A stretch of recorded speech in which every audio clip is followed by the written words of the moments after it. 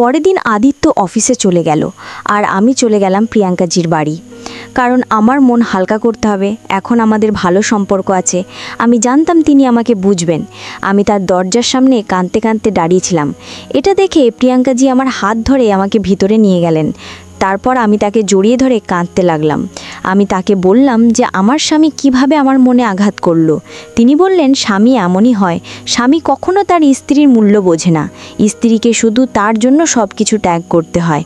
আমি কাঁদছিলাম, তাই প্রিয়াঙ্কাজি আমাকে শান্ত করলেন। সাগরকে পানি আনতে বললেন। পানি খেয়ে আমি কিছুটা শান্ত হলাম। তারপর আমি প্রিয়াঙ্কাজির কাছে তার স্বামীর কথা জানতে চাইলাম। তখন তিনি জানালেন যে কিছু বছর আগে তাদের বিবাহ বিচ্ছেদ হয়েছে। তার স্বামীও কিছু এভাবেই ছিল, কিন্তু আমি কারো কথা শোনার মতো ছিলাম না। তিনি আমার সাথে কথা বলছিলেন, তখনই তার ফোন বেজে উঠল আর তিনি ফোন নিয়ে তার শোবার ঘরে চলে গেলেন। তখন সাগর আমার সামনে দাঁড়িয়েছিল। সে আমার কাছে এসে বলল, হ্যালো বন্ধু। আমার বন্ধু আজ এত কাছে কেন? আমার বন্ধুর চোখে অশ্রু ভালো লাগে না। এই বলে সাগর আমার অশ্রু মুছিয়ে দিল। সে আমার সাথে খুব বুদ্ধিমত্তার সাথে কথা বলছিল। সে তো ছোট, স্বামী স্ত্রীর কথাবার্তা সে কিভাবে বুঝবে? আমি তাকে বললাম, তোমাকে আমি আমাদের স্বামী স্ত্রীর ঝগড়ার কথা কি বলবো? তুমি তো খুব ছোট, তোমার এসব বোঝার ক্ষমতা নেই। তখন সে আমায় বলল, আমাকে ছোট মনে করার ভুল করো না, আমি খুবই বুদ্ধিমান। আমার মা যা কিছু বলছেন সবই শুনেছি, তাই আদিত্য আঙ্কেলের ওপর আমার খুব রাগ হচ্ছে। এত সুন্দর স্ত্রীকে কষ্ট দিয়েছেন, এটা হওয়া উচিত নয়।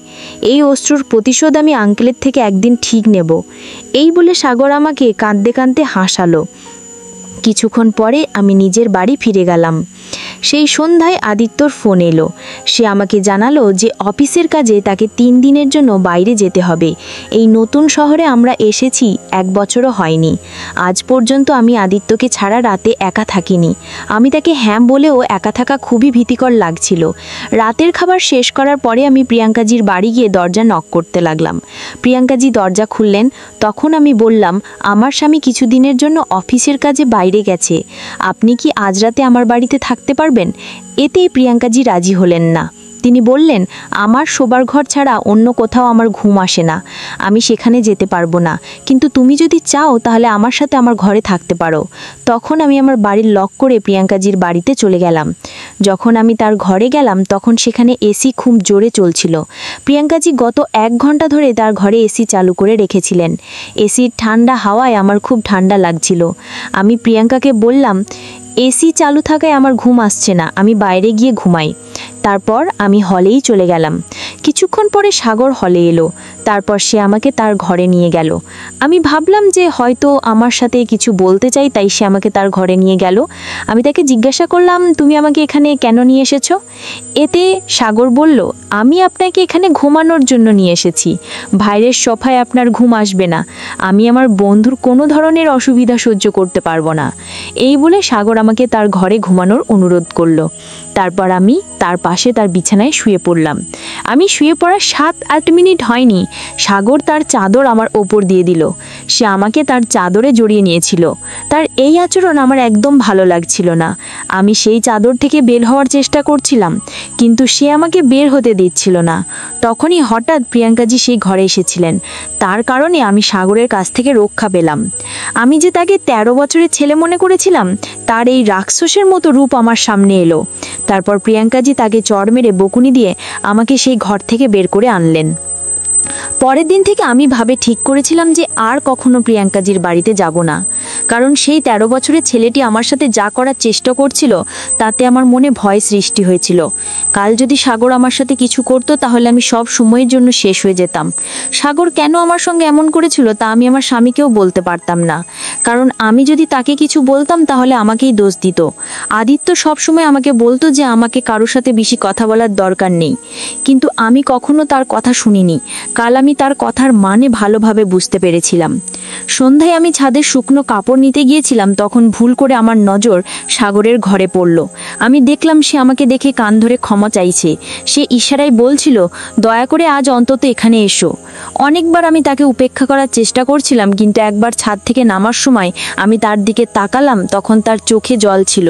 সে আমার জন্য কাঁদছিল। এটা আমার মাথায় আসছিল না। সে কি আমার প্রেমে পড়ে গেছে? আমার মনে অনেক প্রশ্ন ঘুরপাক খেতে লাগলো। সাগর হয়তো আমাকে কিছু বলতে চাই, বা আমার প্রতি তার প্রেম জেগেছে, সেটা তার আচরণ থেকে বোঝা যাচ্ছিল। তার ভুল আচরণ আমি বুঝতে পারছিলাম। তার এই ভুলের কথা তার মাকে জানানো প্রয়োজন ছিল, যা তিনি সময় মতো তাকে বোর্ডিং স্কুলে রেখে তার ভুল অভ্যাস ঠিক করতে পারেন। সেই রাতে আমি আবার সাহস করে প্রিয়াঙ্কাজির বাড়িতে গেলাম। তারপর আমি তাকে বললাম, আমি একা থাকার অনেক চেষ্টা করেছি, কিন্তু রাতে একা থাকা আমার পক্ষে সম্ভব নয়। সেই রাতে প্রিয়াঙ্কা যে ঘরে, আমি তার সাথে কথা বলছিলাম। আমাদের পরিচয় 19 দিন হয়ে গেছে, এবং আজ প্রিয়াঙ্কাজি আমার স্বামীর সম্পর্কে জানতে চাইলেন। আপনার স্বামী কি কাজ করেন? তিনি আমাকে জিজ্ঞাসা করলেন। তখন আমি তাকে জানালাম, আমার স্বামী একজন অফিসার। আমি খুব বেশি পড়াশোনা জানি না, তাই বড় অফিসারের পদবিগুলো আমি জানতাম না। প্রিয়াঙ্কাজির সাথে কথা বলতে বলতে বেশ অনেকটা সময় পেরিয়ে গেছিল।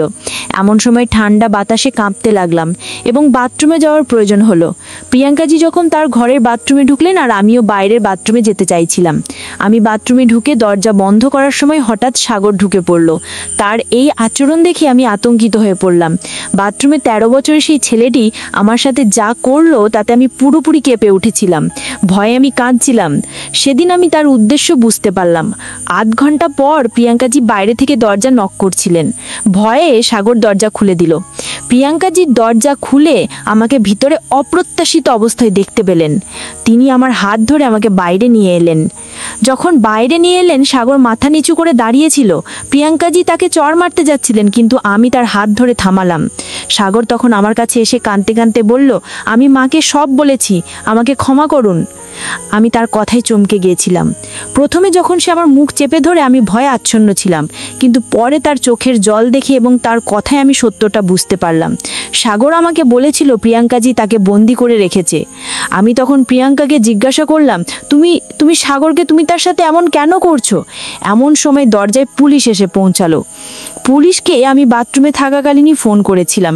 আমার স্বামী একজন পুলিশ অফিসার ছিলেন, কিন্তু আমি প্রিয়াঙ্কাকে শুধু অফিসার বলে জানিয়েছিলাম। কেন জানি না, আমার মনে হলো না তাকে বলার প্রয়োজন যে আমার স্বামী পুলিশে কাজ করেন। আমার স্বামী কিছুদিন ধরে সিভিল ড্রেসে অফিসে যাচ্ছিলেন, তাই প্রিয়াঙ্কা দেখে বুঝতেন পারেননি তিনি পুলিশে আছেন। প্রিয়াঙ্কা এবং আমার স্বামীর কখনো সাক্ষাৎ হয়নি। সত্যটা এটাই ছিল যে প্রিয়াঙ্কা সাগরের অপহরণ করেছিলেন। সাগরের বাবা একজন ব্যবসায়ী ছিলেন এবং প্রিয়াঙ্কা তাদের বাড়িতে কাজ করতেন। সাগর ও তার পরিবার বিদেশে যাওয়ার আগের দিনই প্রিয়াঙ্কা তাকে অপহরণ করেছিলেন এবং তার বাবার কাছ থেকে 10 কোটি টাকা মুক্তিপণ দাবি করেছিলেন। সেই টাকা না পাওয়া পর্যন্ত সে সাগরকে নির্যাতন করছিল। পুলিশ তাকে গ্রেপ্তার করলো। এরপর আমি সাগরকে জিজ্ঞাসা করলাম, সাগর, আমাদের প্রথম সাক্ষাতে এইসব কথা আমাকে বলতে পারলি? তুমি কেন কিছু বলনি? তখন সে বলল, প্রিয়াঙ্কার আমার ওপর নজর ছিল। সে আমার ঘরেও ক্যামেরা লাগিয়ে রেখেছিল। শুধু তাই নয়, সবসময় মোবাইলে রেকর্ডিং চালু করে আমার পকেটে রেখে দিত, যাতে আমি কার সাথে কথা বলি সেটা সে জানতে পারে। সে আমাকে বহুবার প্রাণে মারার চেষ্টা করেছিল, তাই আমি সবসময় তার ভয়ে থাকতাম।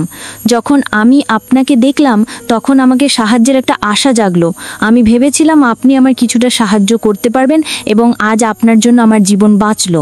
বন্ধুরা, আজকের গল্পটা এই পর্যন্ত। যদি গল্পটি ভালো লাগে তাহলে অবশ্যই চ্যানেলটিকে সাবস্ক্রাইব করে পাশে থাকবেন। ধন্যবাদ।